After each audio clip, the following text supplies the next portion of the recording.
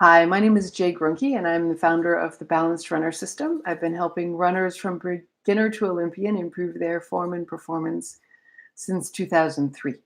And I'm here today with another stuck at home running form tip from my living room to yours. This is tip number 21. I was looking at that and the dates and realizing, oh, that means that we've been on um, uh, no school and basically shelter in place here in California for a month now. I hope things are going well wherever you're watching this from. Today, I want to talk about your hands. So it's a small topic, but it's a big topic because our hands are, the famously opposable thumbs that are one of the things that gives humans the capacity to have the huge to manipulate the world at the level that we're able to do that, beyond other animals who otherwise may have similar intellectual capacity. So we use our hands for manipulating the world. And so the way that anything that you do with your hands is interwoven with a whole body organization.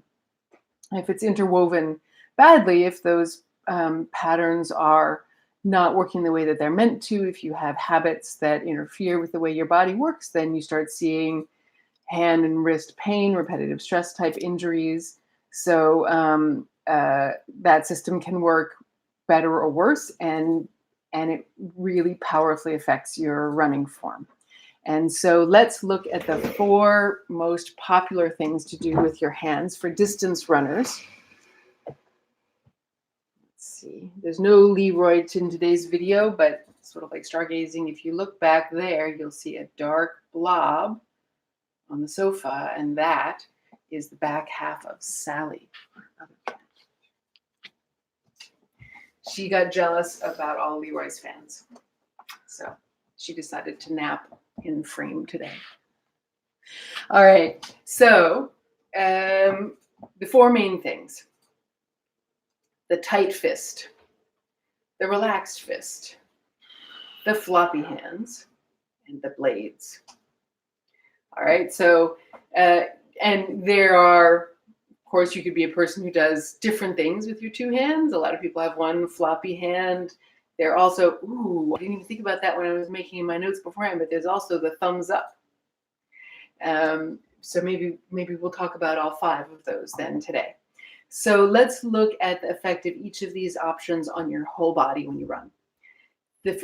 First we'll go, let's go with the one that just occurred to me, the thumbs up. So actually, no, let's go with the more general ones. So let's go with the flop. So the floppy hands are always palm down, and they hang open. And that's because when the weight of gravity, when gravity pulls the weight of your hand down, because you stop doing any work in the muscles on the top of your forearm to hold your hand up, they go like this. Your finger muscles are up here, and there are tendons running across your wrist. And so when the wrist bends down, it stretches the tendons, which then pulls your fingers open. So the fingers naturally hang open. And if you're fiddling around with your hands right now where you're sitting and you're trying to get that happen and you're like, no, my fingers don't naturally open. If you run like this and your mind is on your running or whatever, you will find that your hand does this. And it certainly feels very relaxed. But in this case, so imagine thinking about your hands, the action of your hands being interwoven with whole body actions that you make in the world. Think about trying to push something with your hand floppy. Let me just try and push the sofa. And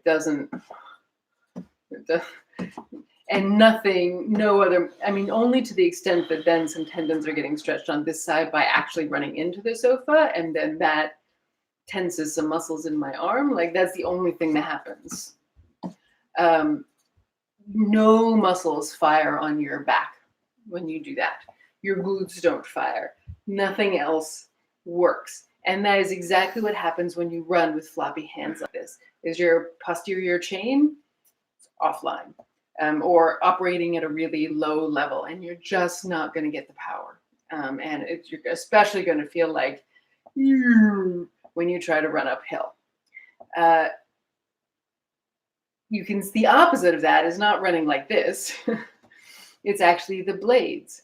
So you have to actually contract muscles in order to hold your hands open. Nobody's hands just stay like this by themselves. A relaxed hand, generally the fingers are somewhat curled. So if your hand is open, it's because you're firing these muscles to pull the hand open, no matter the orientation to gravity. And if you may, if you are used to really tuning into in fine detail what happens in your body, if you just open your hands and then let them relax again a few times, I think you'll feel that they start to get a little warm, a little activity here. But if you pay attention to your shoulder blades, I think you'll feel that they start to move towards each other and that there's some activation even in your lats a little bit, because you don't have much leverage only with this part of your body. So anything that you're going to actually do with this hand is going to require muscle activation all the way into your back and into your hips and for leverage against the ground. And so that's what your body supplies. When you fire these extensors all through your body start working. Sounds great for running, right? And that's probably one reason sprinters do it. Sprinting is not my area of expertise. Distance running is my area of expertise. But the drag through the air is the other rationale for making blades with your hands. But also the really big extensor activation. But for a distance runner, to do this work in those muscles for a marathon actually really uses up energy you need for running. It is not going to benefit you. Not only that, when we talked about arm swing, about how the arms are a pendulum, right? And when you do this, you lengthen the pendulum. And so it's going to potentially swing slower, or you're going to need more force to make it swing fast. There's going to be more resistance to doing that fast. Then again, for a sprinter, this makes sense because it cuts through the air better, and apparently this really does matter at very high speeds for humans. But and then you get this posterior chain activation, but it costs more than it pays for distance running. So even sometimes you see elite athletes, as they approach the end of a marathon, will suddenly start going like this. And it's always a mistake. It's always a mistake. Like, maybe they win anyway. Usually they do at the point that they're pulling out the hands. But the extra work it takes to do this, especially at the end of a marathon, would be is still a waste. They would do much better if they actually just put a little more movement into it to get a little more leverage off the ground at that point and lengthen the stride a little bit more. That would pay off much more than pulling the hands out. All right. So the flop, the blade, the flop, no extensor tone. The blade, excessive extensor tone and a longer pendulum. The tight fist, no, still, this is the right moment to talk about thumbs up. So thumbs up is somewhere in between, right? It's not a whole blade, it's just 1/5 of a blade. But it still is a partial activation of your extensors excessively. So people who do the thumbs up usually are people who they're actually a little too flexed in the torso, just a little bit rounded, but they're trying not to be. And so you just see that right there in the hands. it creates, like, their nervous system senses I'm a little like this, and I'm trying to get some energy from my backside. The thumbs go up. And so that's more of an indicator. I don't think anyone does this on purpose when they run, except, in a moment, as communication. Basically, when I see a runner who's spontaneously running with thumbs up, I just look at it as a sign.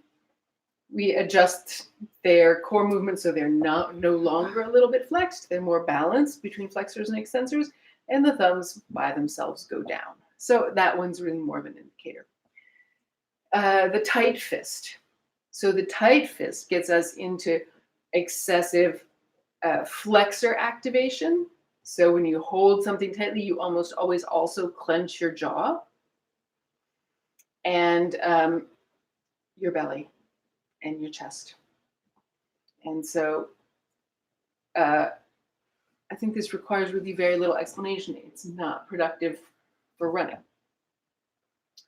I don't find it too often. I much more often see the flop.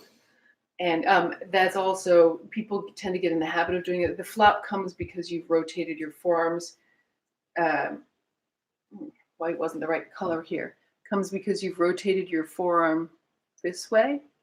And so the hand falls, whereas if the forearm is sideways, the hand doesn't fall. So I'm not tensing my hand here, and I'm still not tensing my hand, but just because I turned my forearm, the flop happened. And triathletes or people who spend a lot of time on a bike with handlebars like this tend to run with the flop. And so fixing that is just all about turning your forearms so that the hands don't flop. And what you get when you do that is relaxed fists. So when you're not doing anything that excessively tenses the flexors or the extensors or stretches them, the neutral position of the hands, just as far as what the tendons do through the hands with no muscles working at all, is something like this. And that's really where you want to be for running. This side of the forearm, the ulna, that you got two bones in your forearm, the ulna on the outside and the radius on the inside, the ulna. And if you feel this, you can feel that bone right there. That is what leads the way. So whatever direction your arms are moving in, and it should not be this, see previous videos, it should be kind of a diagonal movement, but this is what cuts through the air. And when it is, then you're turned in a position where you'll have relaxed, loose fists, unless you're tensing all your flexors, in which case you need some Feldenkrais lessons probably, because those are deep habits that you can't consciously control or change. I'm going to put, as a resource on this, I'm actually going to put a non-arm related lesson. I'm going to put my best core action lesson in the description below, and that'll help you balance the action of the effort in your flexors and your extensors to the right kind of neutral for running, and that'll give you a framework on which you can have hands that naturally do the right thing. So one lesson is just one lesson. So for you, it may make all the difference. For somebody else, it may only get you partway there, but any improvement is going to be valuable to you. And I do have programs that will get you absolutely all the way there. So I'll put links to those in the notes below as well. Anyway, loose fists is the way to go. It's going to fit together with a balanced tonus flexor and extensor that will give you the possibility of a really nice forward lean and a really nice foot strike, and much more comfortable shoulders and better breathing because you're not tensing somewhere unnecessarily in your torso, so your diaphragm can really move. So that's what I have for you today. I'm sure that'll give you food for thought for your next couple of runs. Thank you so much for watching. Please hit like if you found this video valuable so that YouTube knows to share it with other runners who need this information. Sam just commented that I taught him this 3 years ago and it's his go-to. Fantastic, Sam. I'm so glad that that really came together for you and is working well for you. It's very powerful, really. So subscribe so you don't miss any other very powerful videos. And please be sure to check out all the great resources I have for you on balancedrunner.com. And I will see you again tomorrow.